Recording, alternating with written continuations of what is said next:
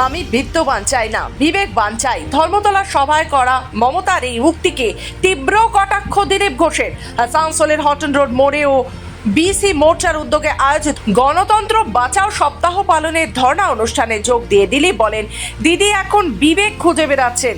আপনার বিবেকবান মানুষ কেমন তা পাশের জেলার কেষ্টকে দেখলেই বোঝা যায়। সে এখন তিহার জেলে খাটছে।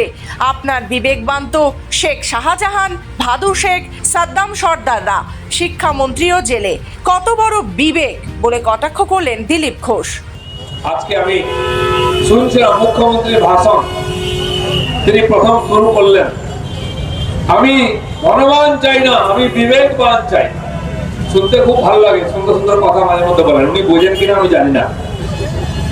বিবেকবান চাই, আচ্ছা বুঝে দেখুন তো টিএমসির মধ্যে বিবেকবান বলে কোন পদার্থ আছে? মমতা ব্যানার্জি থেকে শুরু করুন, আপনারা ভাইপোর কথা ছেড়ে দিন।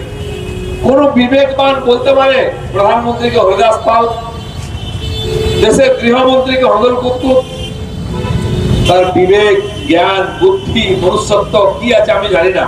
তারপর উনি বিবেকের কথা বলবেন, বিবেক তো কোথায় থাকে জানি না, কার নাম বিবেক সেও জানা নেই।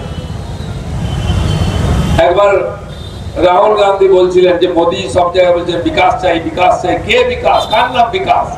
তিনি ভাবেন বিকাশ কোন লোক হবে। আমার মনে হয় মমতা ব্যানার্জি বিবেক বলে কাউকে খুঁজছেন বোধহয়।